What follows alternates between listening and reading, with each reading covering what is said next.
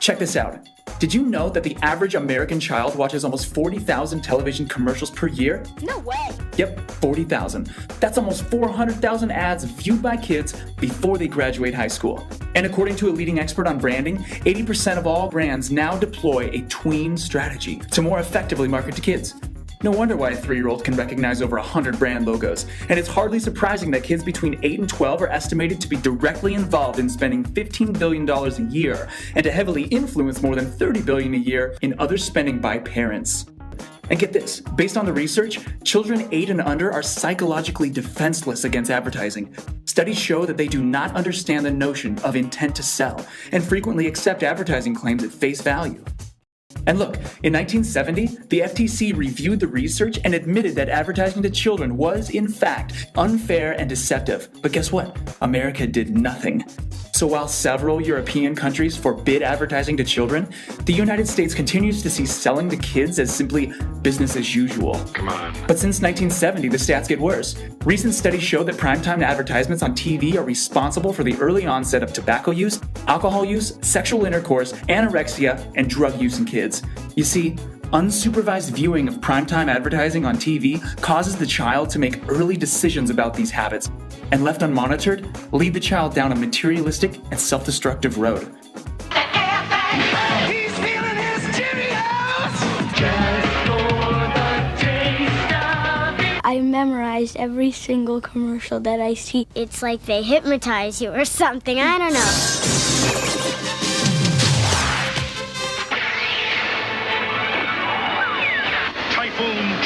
I really want a mini Typhoon too. Joseph, Jonathan, Jordan, Donnie, and Danny. I like that. I want that for Christmas. I want that for my birthday. Need a lift, dude? Look at all that scenery and they fly and you're all cool. It makes it look so good that you really want to buy it, and then it's just not good.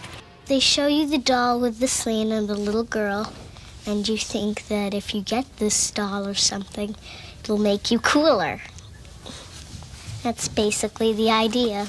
There are so many more ways of reaching children so that there's a brand in front of a child's face every moment of every day. What we have is the rise of 360-degree immersive marketing, where they try and get around the child at every aspect, at every avenue. Check it out! Some core great games! Kids are inundated with this. They are buried in this media blitz. They are using more than one medium at the same time. So they're surfing the web, and the television's going with MTV, and they've got the iPod with one earbud in, and they are more vulnerable and are bombarded with over 3,000 commercial messages every day. Marketers know these are little sponges. They're so wide open. They want to get that brand loyalty for life, because that's big bucks. It's about people wanting to convince our children that life is about buying. Although it's true there was advertising to children back in the 1950s, the 1960s, even in the 70s, the amount of it was very confined in comparison to today. By 1984, the Reagan administration had completely deregulated children's television. All bets were now off. Corporations now realized that Congress was not going to do anything to restrict their power to marketing to children, and they now actually had more power. And lo and behold, a lot of really smart marketers discovered children as a huge market. In the decades prior to deregulation, kids' consumer spending increased at a modest rate of roughly 4% a year. Since deregulation, it's grown a remarkable 35% every year, from $4.2 billion in 1984 to $40 billion today, an 852% increase. Deregulation really opened the floodgates for a kind of marketing to children that never existed before the mid-1980s. Well, when I was a kid, Hopalong Cassidy was on television. He was like one of the first children's programming. Here he comes! Here he comes! It was only after he became so successful that they developed a lunchbox. Now they developed the lunchbox and the dolls before. The Star Wars Ultimate Lightsaber. I mean, this is why people like George Lucas has said, I am not a film director, I am a toy maker. Everything's Star Wars. Chewbacca is recording ringtones for a cell phone company. Star Wars, the marketing force, has married its name to a pile of products, including masks, dolls, lightsabers, hats, snacks, cups, more snacks, wind-up toys, action figures, cereal, and even a best-selling book. Merchandising. Merchandising? What's that? Merchandising. Come, I'll show you. Open up the store.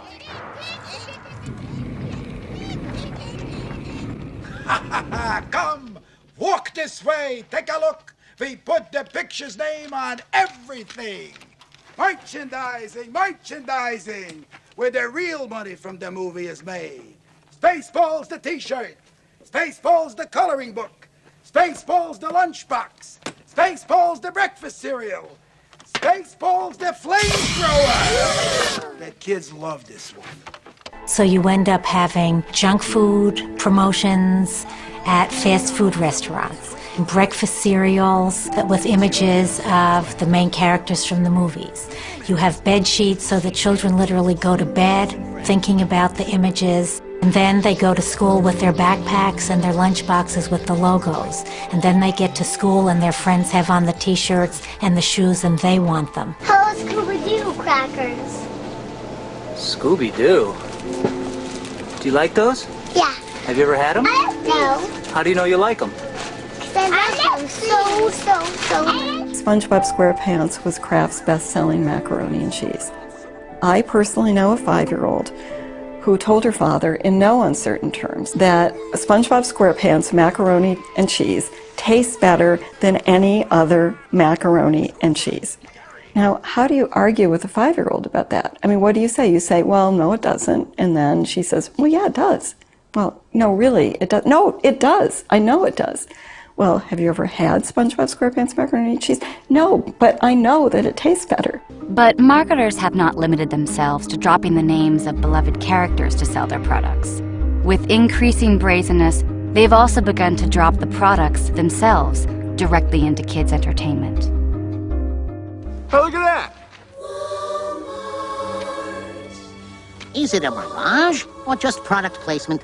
Hey, who cares? With shopping convenience at such low prices. Water, Fresca, Mountain Dew, your product name here. Product placement is weaving of products into programming without adequate disclosure. Welcome to Wendy's. May I take your order, please? Classic triple lettuce, tomato, and cheese. Classic triple lettuce, tomato. I got it. Classic. I'm gonna have chicken nuggets. What kind of toys do you have? The Gilmore Girls eat Pop-Tarts for breakfast. Are you enjoying your breakfast? I don't know if I like Pop-Tarts. Did you fall on your head while you were sleeping? I don't know. Do I like this? Is this something I like? Children's films have product placement in them. I mean, what Spy Kids had McDonald's as a plot point.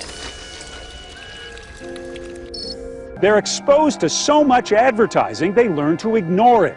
That's why advertisers love internet games. Not just ads, not just games, they're advergames.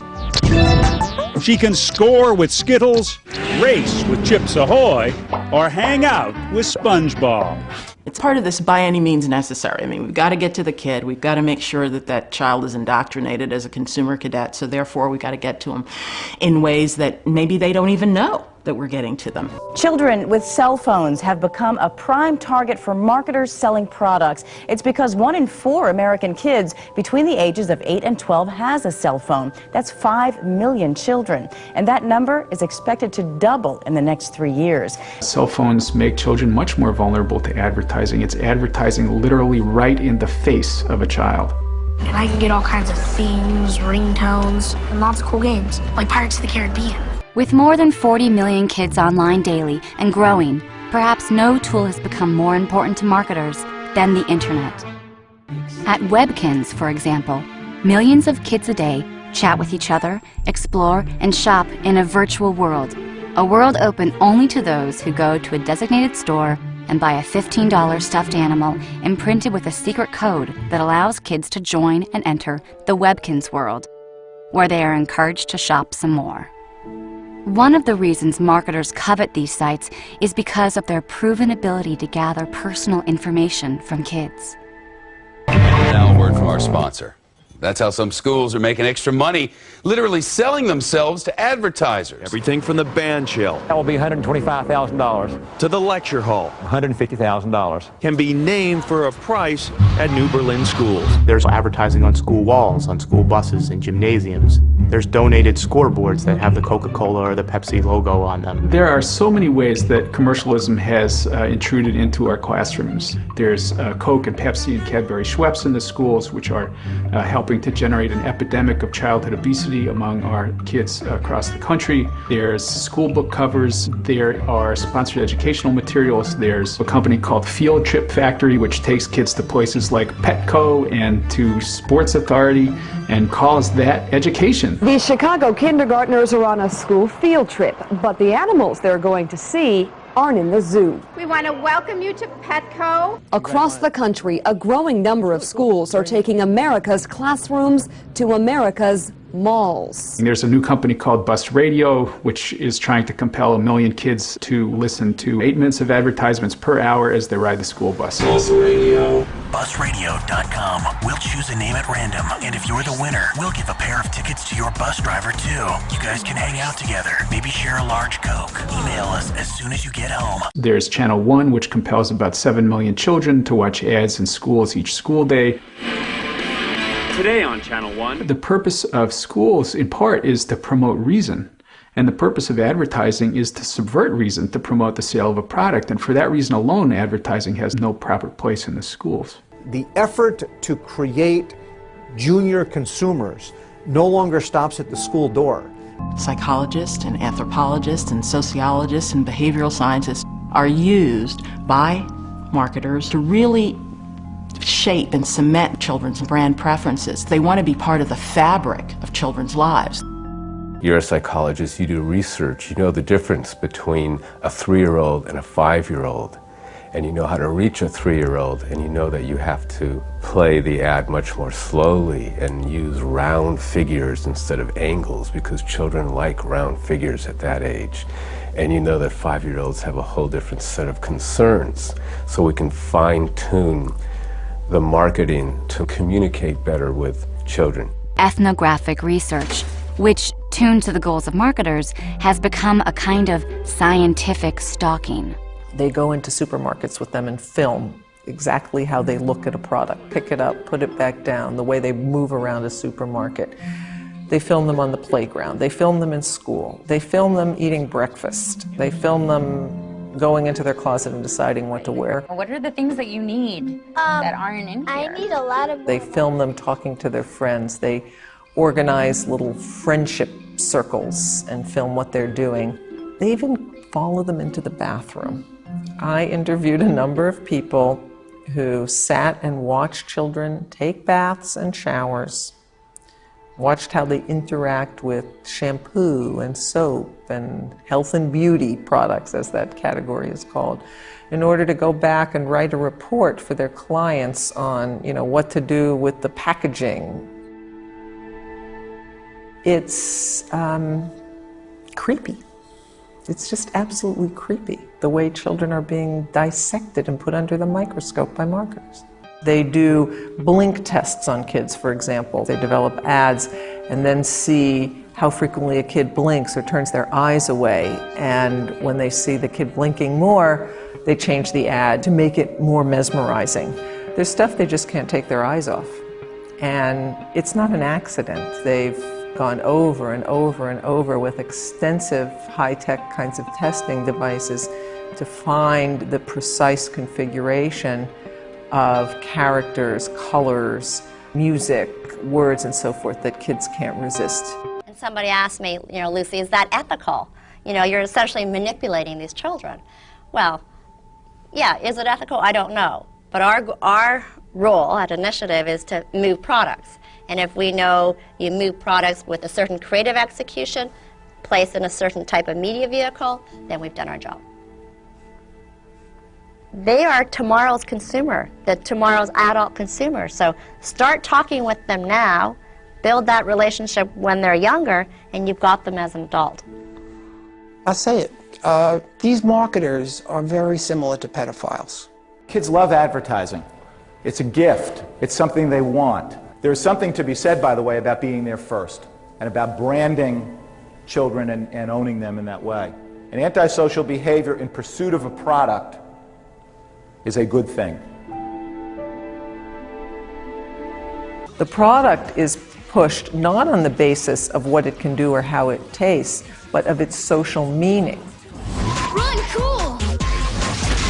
Play cool! Be cool! So kids are taught to want candy or sugared cereals or soda because it's cool. Cheesy. It will define them as an individual. What you buy is who you are. You give a little love and it all comes back to you. There's a mantra in American society: you are what you have, you are what you buy, you are what you own. I mean, where did she find that outfit? Like Ugly R Us? More like Ugly R Her. We are so funny. And pretty. I love us. The corollary of that is, and if you don't have it, then you are less than. You're a nobody. You don't have self-esteem, and this happens even for children. Nice jacket. Abercrombie? Please, it's Dior. Why, is yours from ANF?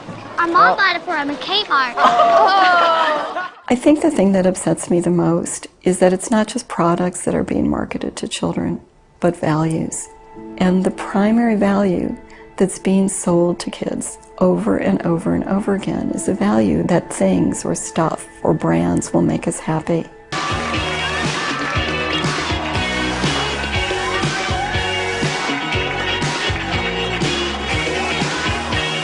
We're seeing elementary school girls, 6-, 7-year-olds articulating adamant preferences for designer jeans that cost $100 to $150. Fetch me my Jimmy Choo flip-flops. Where is my pink Prada tote? I need my Tiffany hairband. Then I can go for a blow. It's gotta have it, gimme. That's the value system. I want more. Self-indulgence, instant gratification, and materialism. Everything's got to be perfect for me. That's the basic consumer identity. You could try thinking of things that remind you of each note. Dough. Oh, that's easy. Dough means money. It's shallow, it's about me. Me. Yay, me. It's about me now, and it's about me and these things. La. La is something you get to break if you're rich. That's the attitude. It's all about me. You know it's all about me. You know it's all about me. You know it's all about me. You know it's all about me. In that world of materialism, kids are not allowed to be kids anymore. Marketers even have a name for this trend. They call it kids getting older, younger. Where's Carla? Meet the go-to girl of the fashion world, you. The natural developmental urge is to be older, more mature, faster. No one who is 17 reads 17 magazine. It's the 10 and 12 and 13-year-olds who are reading it to understand what it's like to be 17. What is happening is that marketing is taking advantage of that natural urge and selling down to lower and lower age groups. Manicure and pedicure parties are a big hit for 5-year-olds like Talia. Aren't these gorgeous? And why wouldn't girls as young as the age of 6 buy cosmetics? Experts say their role models aren't teachers, astronauts, or doctors. Instead, it's the teen idols they're attracted to. There's a lot of little girls out there, and they have a lot of buying power. Tween. In between. In between what? I don't know. I don't know what's before tween, because the bottom end of tween is constantly getting younger. It used to be, I believe, 8 to 12, and now it's 6 to 12, and it can get 4 to 12. And this gives you a clue to some of the perverted thinking that's going on in this field. The idea that a 6-year-old is no longer a child, but is between childhood and adolescence. And girls are being taught they need to be pretty, sexy, and what they buy determines their value, and how they look determines their value. My scene, my bling, bling, bling. New My Scene, My Bling Bling Golden Girls are here. Nice bling. Here, wear my ring. Ooh, sparkly. You see now dolls with highly sexualized outfits and themes marketed to 6-year-olds. With boys, what we see is the use of images of violence, power, domination at very young ages. The amount of violence, entertainment violence, that young children are exposed to is startling. They're getting a message that when you have conflicts, you fight with violence, that you have to fight in order to resolve your differences. That's what you do.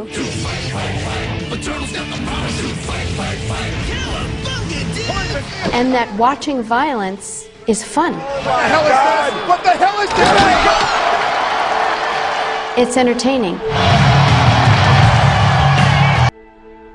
Despite growing concerns about the industry's explicit strategy of age compression, its drive to reach kids at younger and younger ages has only accelerated. The result is a massive and growing toddler industry that almost from the womb now blankets babies in brands. You can find unbranded baby stuff, but you can find it in high-end toy stores. But if you go to places where poor middle-class families shop, it's all branded. So the babies start out life with the notion of consumption. And that's not an accident. What they want is cradle-to-grave brand loyalty. That's what they talk about, share of mind. They talk about owning children for life.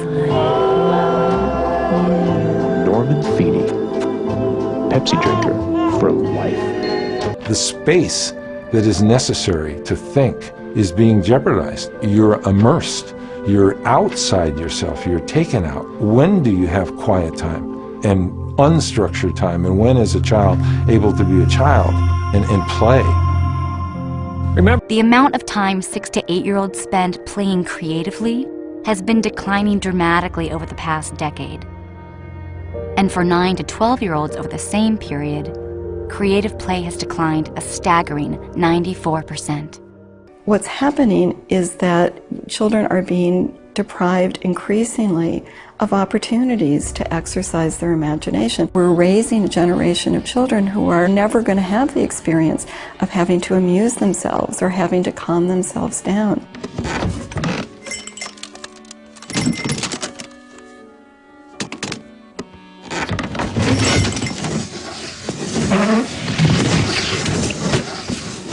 And so they're always going to need a screen, and that's exactly where the marketing industry wants them. 40 times as many young people are now being diagnosed with bipolar disorder than 13 years ago. Attention deficit hyperactivity disorder. Almost 4.5 million children in this country have been diagnosed with ADHD. Doctors are writing a growing number of prescriptions for antidepressants for children, as many as 8 million a year. 1 in 3 children born in the year 2000 will develop diabetes. For the first time in decades, the rate of hypertension in children is rising. This generation of children is the heaviest in American history. An estimated 16% of all children and teenagers are overweight, 4 times as many since the 1960s. People who are really smart, who've done a lot of research on this, are beginning to say, wait a minute, there seems to be some association here between advertising and marketing and all these problems. We're the only industrialized country in the world that really doesn't have a policy about this. Companies arrange to have their products appear right up on screen with your favorite stars. This is called product placement. Watch. Let's see how many hidden commercials you can spot in these popular movies. 3. Whoa! You're right! Here's a clue to get you started. Notice those bags of Lay's and Doritos held just so you're sure not to miss them? Catch you later, Bill and Ted. What do you mean? Guys, I'm eating junk and watching rubbish. You better come out and stop me. Thirsty for another clue? Fuller, go easy on the Pepsi. If all those sodas in Home Alone are too little to pick out, how about one that's really, big? Soda? You want one? Yeah, sure. The Pepsi company hopes you'll want one when the movie's over. And lots of other companies have the same idea. Why are these hidden commercials? Because the products seem to belong in the movie. But the real reason they're there is to sell you something. Here's your chance to be an official member of the greatest club around, the USA Network Kids Club. The Kraft Cheese and Macaroni Club. You can get all kinds of new stuff like, whoa, wrong door, like a painter's cap and day-glow shoelaces. Have you noticed lately how everyone wants you to join their club? The Burger King Kids Club. It's just for fun and just for you. Man, these new WWF figures, they got real wrestling action. 2 World Wrestling Federation figures, all set to slug it out. Get ready for some heavy action. Sound exciting? Well, not really. The figures don't make any sound at all. But listen to how this commercial makes them sound when you tune out all the yelling. Ooh, he'll pay for that. Hulk wants Hogan with my new Matsu Master. Man, Hulkster's gonna put the squeeze on you. And now you're taking the ultimate punishment. Let's get ready! Hulk crown all of ya! New WWF figures so close to the real thing. It's like being in the ring. So there are now, I was particularly shocked when I discovered this, there are now classroom curricula sponsored by Oreo cookies. This is the Oreo cookie counting book. There are also the M&M counting book. There is the Spark Creativity with Fruit Loops activity book for preschoolers. And the list goes on and on and on and on. So much of it is happening outside of a parent's control and beyond our reach.